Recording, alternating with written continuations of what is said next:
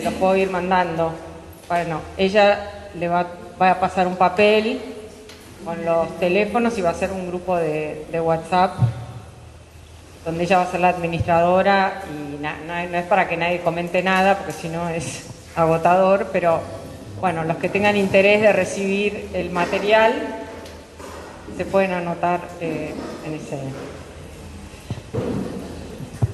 Porque varios me pidieron y la verdad que no sabía mucho cómo organizarlo. Vamos a empezar rezando uno de los himnos del Apocalipsis.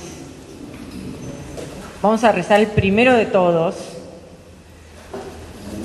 que está en el capítulo 1, en lo que se llama la visión inaugural. En el nombre del Padre, del Hijo y del Espíritu Santo. Amén.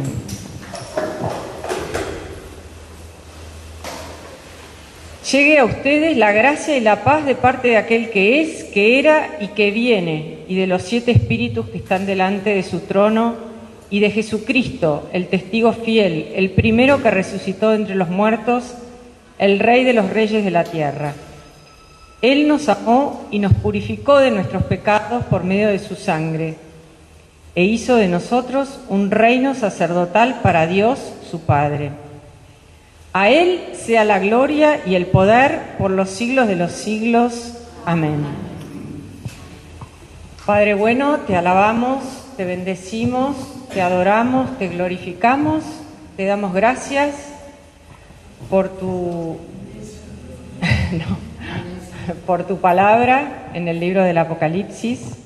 Te pedimos que nos bendigas en este estudio, que envíes tu Espíritu para que abra nuestros corazones y nuestras mentes para escuchar todo lo que quieras decirnos.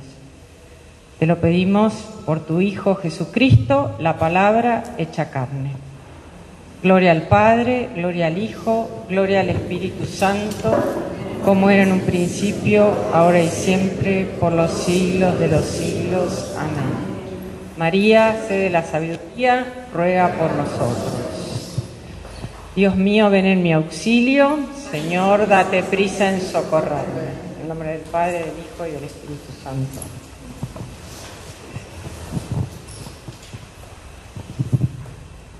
La vez pasada habíamos llegado a ver el tema de... Vamos a hacer así más fácil. Estábamos viendo algunas de las cartas y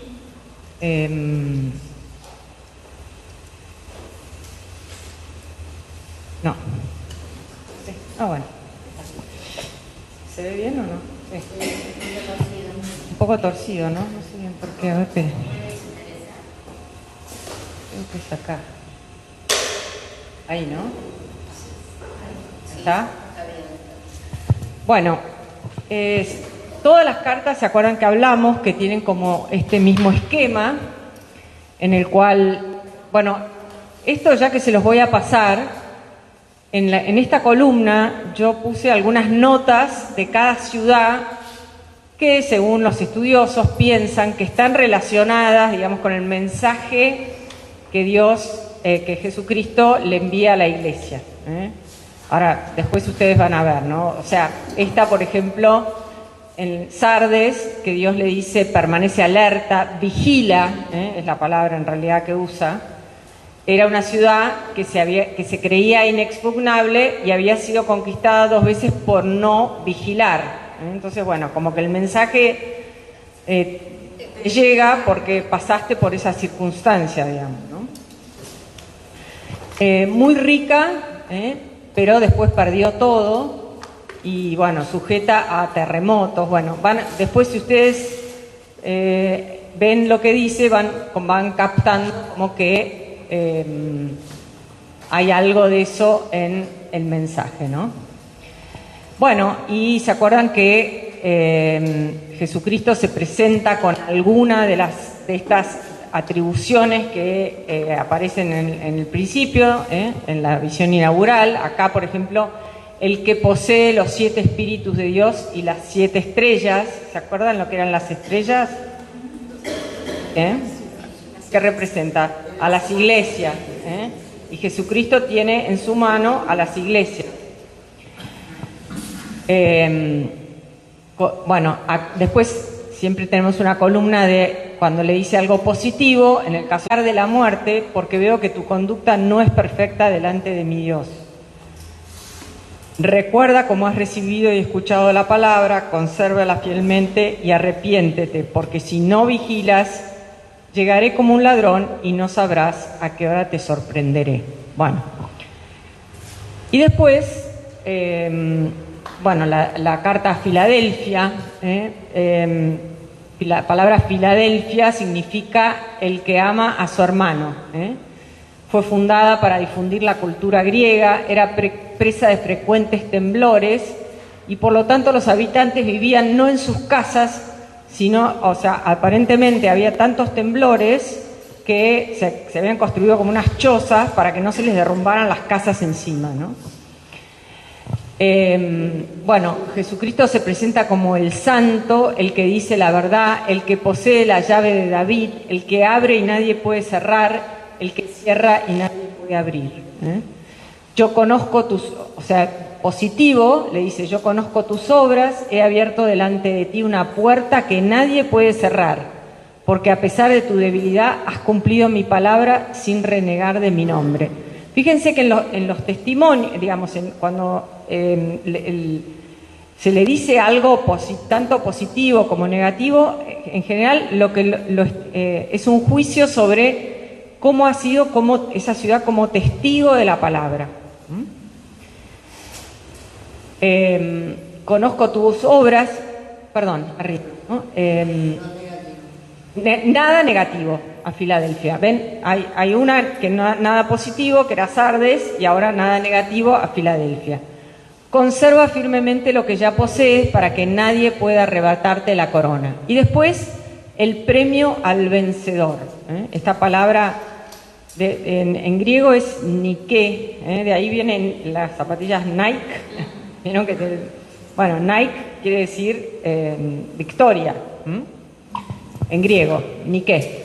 Haré que el vencedor sea una columna en el templo de mi Dios y nunca más saldrá de allí. Y sobre él escribiré el nombre de mi Dios y el nombre de la ciudad de mi Dios, la nueva Jerusalén que desciende del cielo y viene de Dios, y también mi nombre nuevo. Estas promesas, ¿se acuerdan que yo les comenté? Que se van a terminar de cumplir en la Jerusalén celestial. Cuando veamos el capítulo 21 y 22, Dios mediante que lleguemos a eso, vamos a ver cómo todas estas promesas se hacen realidad.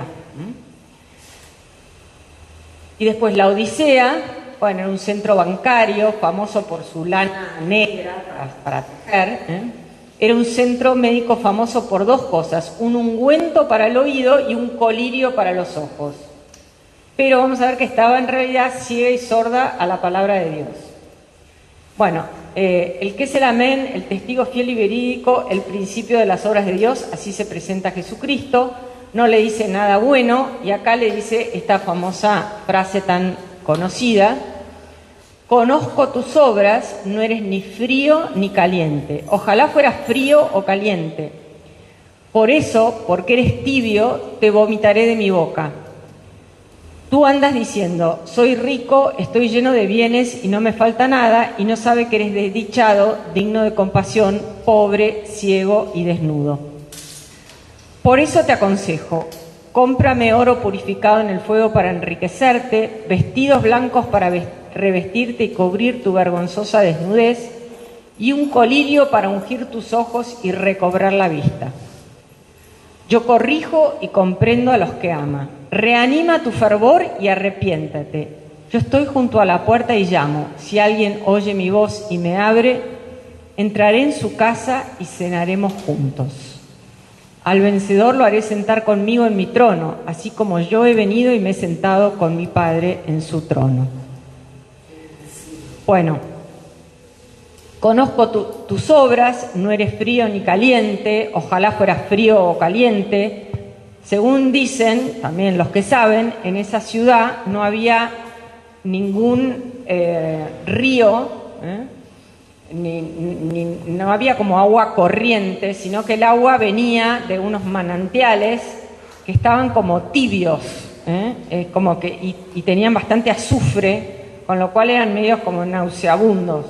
Entonces, bueno, esto no eres ni frío ni caliente, bueno, aparentemente lo entendían bien, no sos ni una cosa ni la otra, ojalá fueras frío o caliente, porque eres tibio te vomitaré de mi boca. Bueno, y esta famosa, yo estoy junto a la puerta y llamo, si alguien oye mi voz y me abre, entraré en su casa y cenaremos juntos. Acá podemos ver, por un lado, esta invitación que nos hace el Señor a dejarlo entrar en nuestra vida, y está como nuestra casa, como si fuera nuestro corazón. Y por otro lado también tiene resonancias eucarísticas.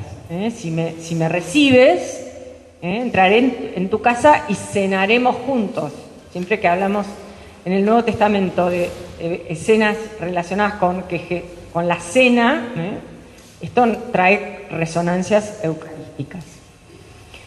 Bueno, hay una famosa poesía de Lope de Vega,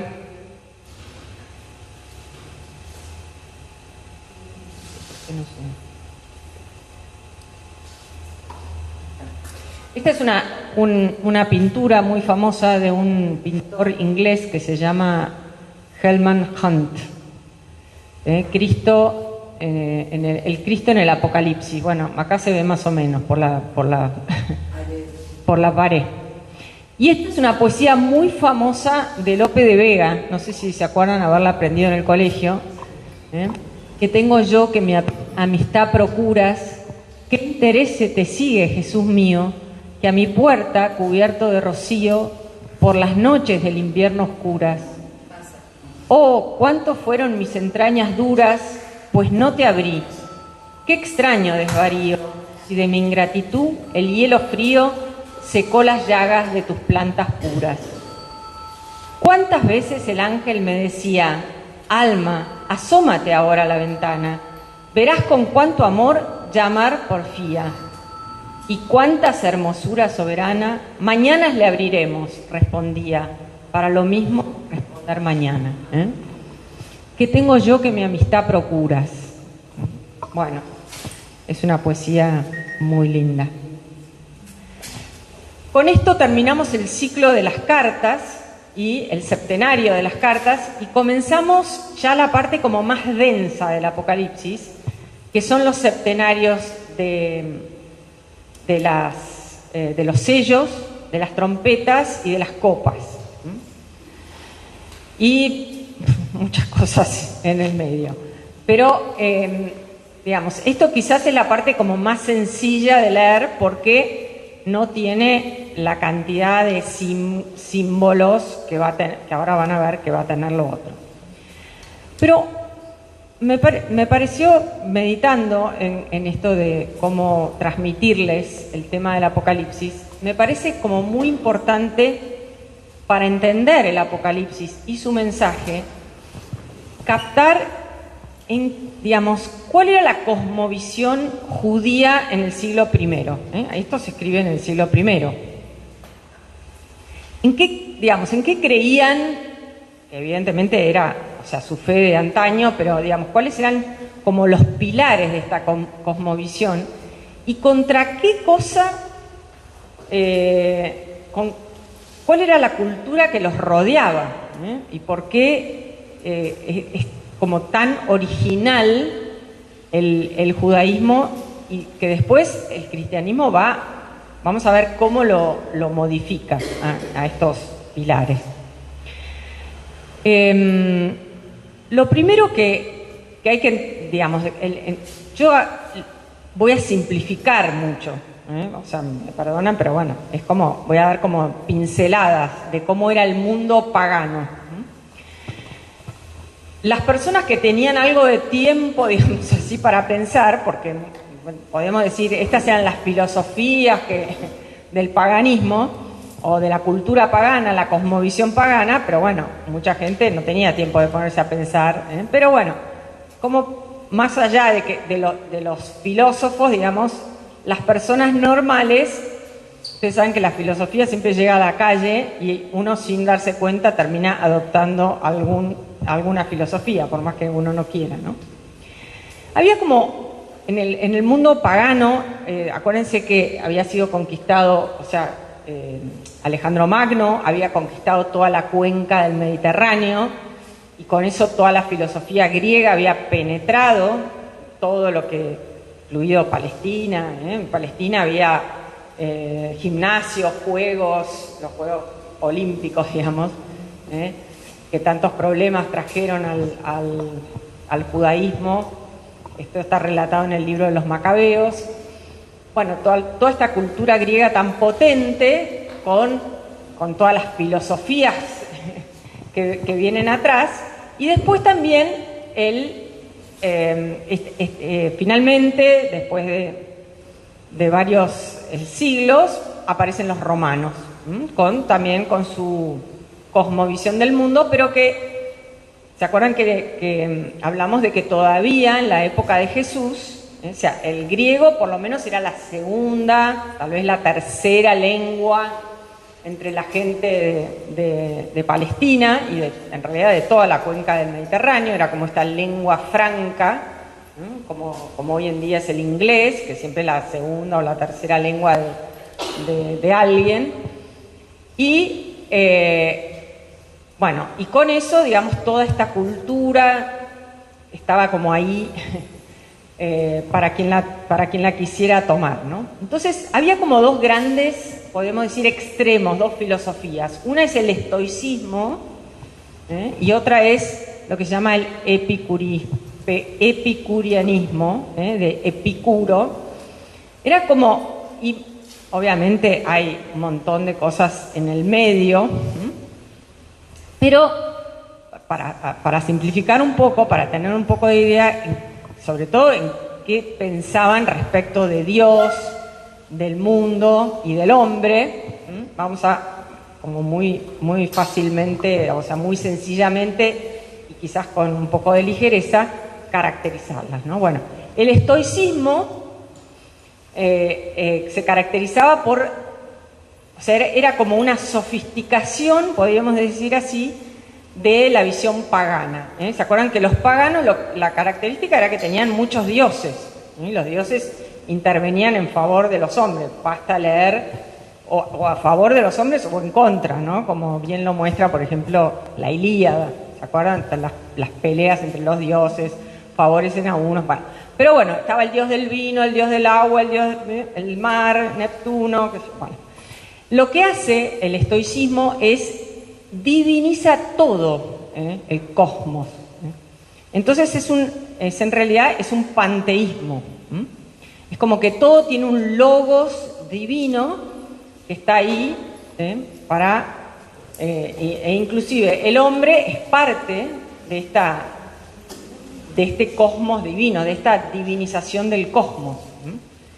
El otro día fui a hacer un trámite bancario y me puse a conversar con el muchacho que me atendía porque vio que estaba leyendo un libro. Me dice, bueno, ¿usted qué hace? ¿A qué se dedica? Bueno, entonces me dice, no, a mí lo que me interesa es alguna religión que me hable de que yo soy Dios, de que tengo una chispa divina dentro. Por eso me interesa el hinduismo. Bueno, pero digamos, o sea, hay hoy en día, está mucho esto también. Y después, en el otro extremo, digamos así, eran esto que les digo, del Epicuro, que en realidad, o sea, los estoicos se reían de ellos y les decían que eran unos hedonistas. Vieron que siempre se habla de como que el epicureanismo era como una especie de gozar de la vida, bueno, los excesos, etc. Y algo había de eso, pero en realidad, o sea, ¿qué es? Es un deísmo, es decir, Dios existe, pero después de crear el mundo se fue a caminar por ahí, y está tan lejano que no le interesan los asuntos de los hombres. Es como después en el siglo XVII y XVIII se va a hablar del Dios relojero, ¿vieron? Le dio cuerda al mundo y chau, se fue. Bueno, esto era lo mismo, y entonces, ¿cuál era un poco la filosofía? Bueno, comamos y bebamos que mañana moriremos. O sea, si a Dios no le importa de nuestra vida, si no tiene ninguna relación con nosotros, bueno, pasémosla lo mejor posible. De ahí. Así que estoy como haciendo como que estas dos cosas. Frente a eso, ¿cuál era la cosmovisión del judaísmo?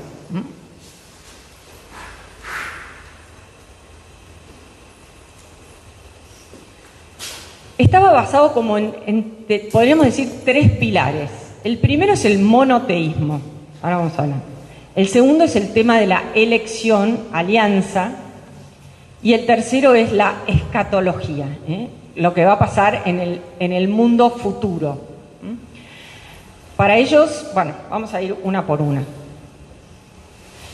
El monoteísmo, o sea, esto es muy característico de Israel, pero también, o sea, si vamos a hablar en el estoicismo, también podemos hablar de un monoteísmo, porque si todo es Dios, hay un solo Dios.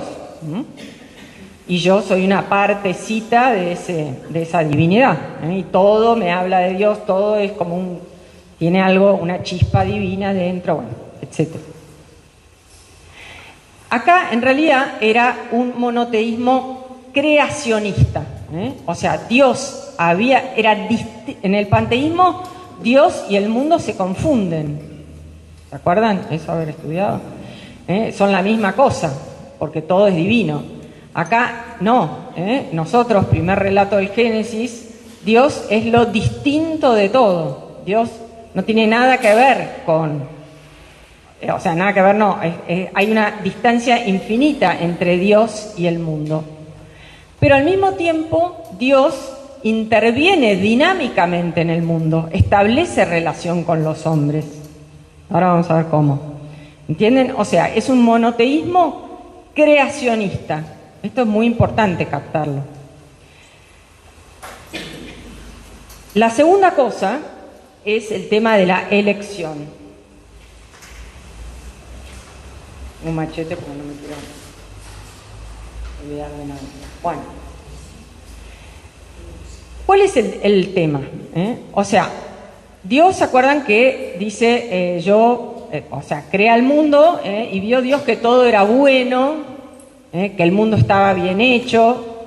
Entonces podemos suponer que no hay mal. Pero, ¿se acuerdan que al muy poquito tiempo vino la serpiente? Muy bien, este chico sabe todo su Sagrada Escritura, muy bien, y bueno, se arma, como diría mi abuela, se arma la de San Quintín.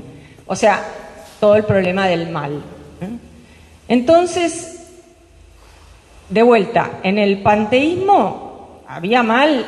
Bueno, el mal es como una ilusión, ¿vieron? Hay como, en realidad el mal no existe, porque si todo es divino, no hay mal.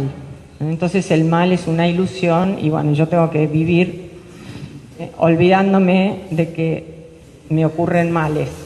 Estoy simplificando mucho. Después, en el deísmo, en el otro lado, sí hay mal, pero bueno, a Dios no le importa nada, porque Dios hizo el mundo y se mandó mudar. Así que comamos y bebamos que mañana moriremos.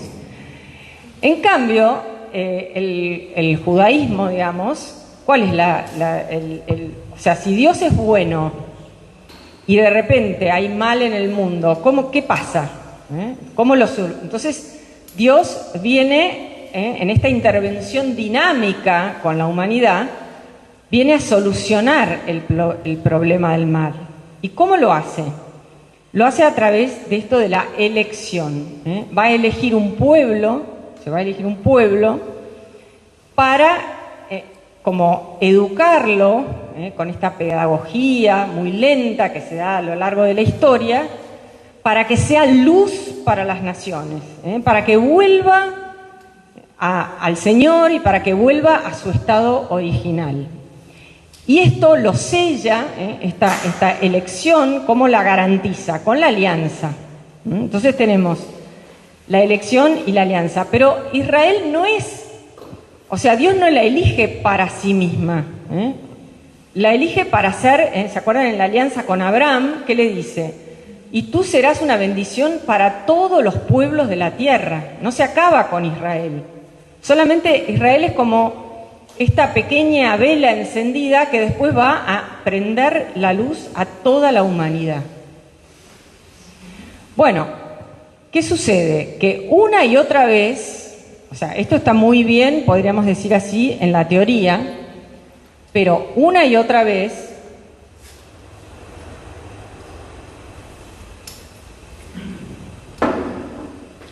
por ejemplo, ¿se acuerdan?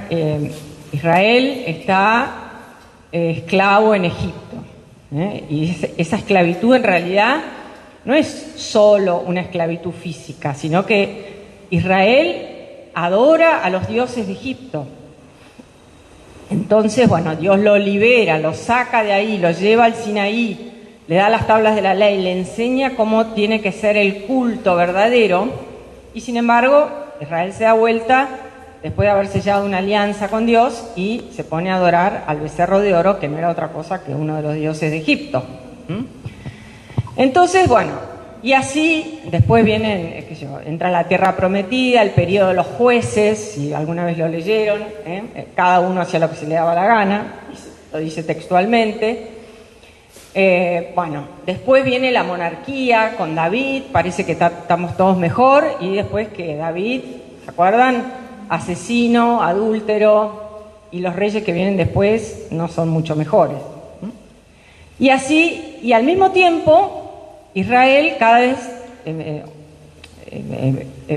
empieza a ser sometido por distintas potencias.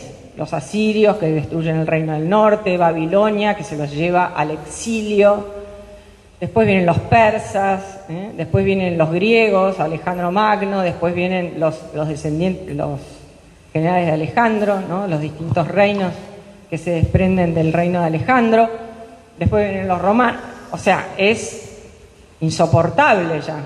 Entonces, ¿cuál es la esperanza de Israel? La esperanza, ¿se acuerdan? Esta esperanza de que Dios va a actuar a favor de ellos en la historia, y los va a reivindicar. Y una cosa muy importante es que les va a sacar el pie de encima de cualquiera de estas potencias que los tienen sometidos.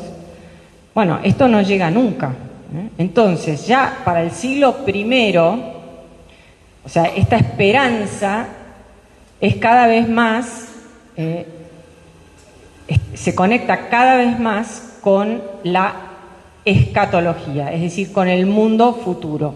Para ellos estaba el mundo presente y el mundo futuro. Y una cosa muy importante, además de todo el tema político, era que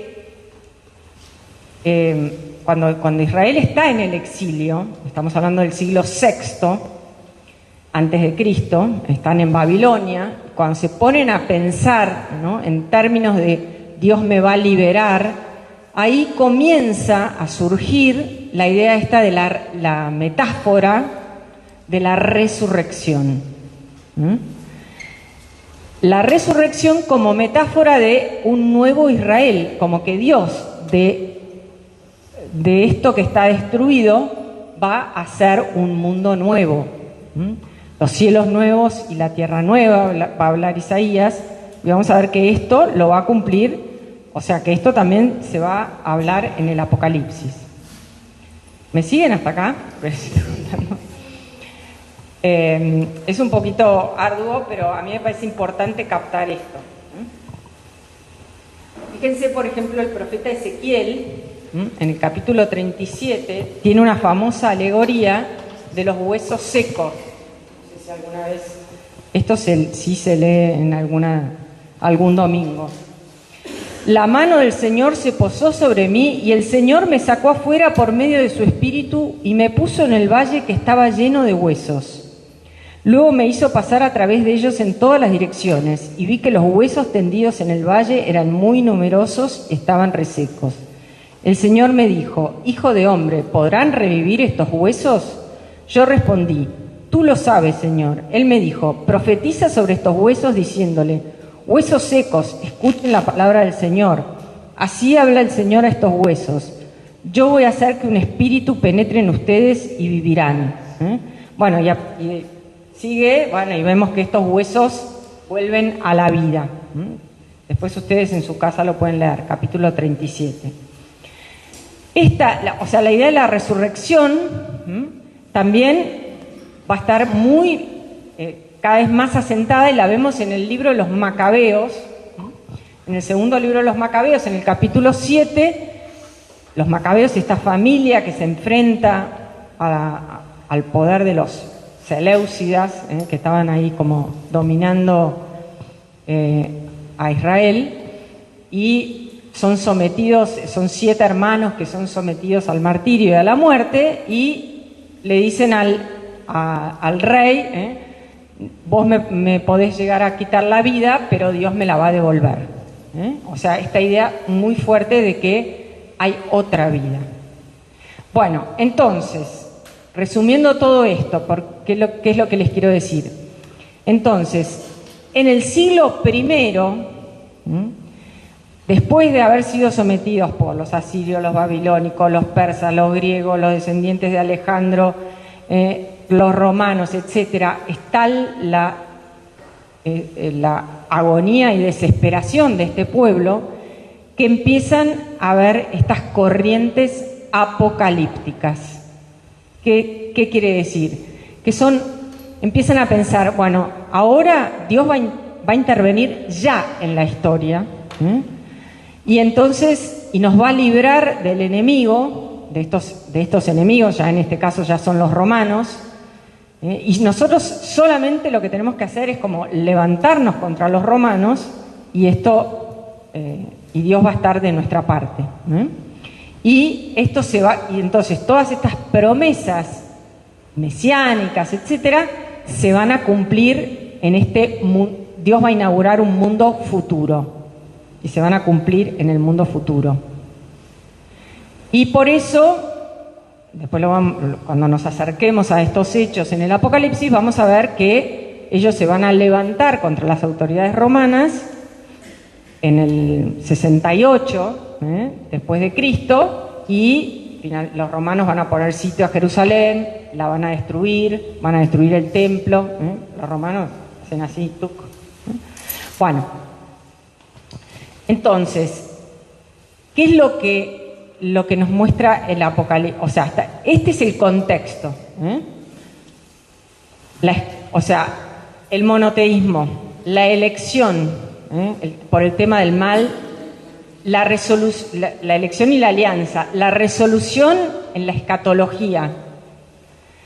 ¿Qué es lo que muestra el Apocalipsis?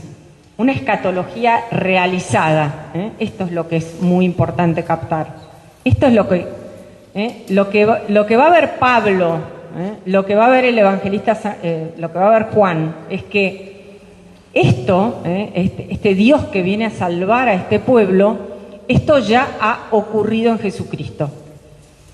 Y entonces esto es la verdadera revelación. ¿Entienden? Bueno, con esto en mente es que nosotros tenemos que empezar ahora a leer esta parte del Apocalipsis.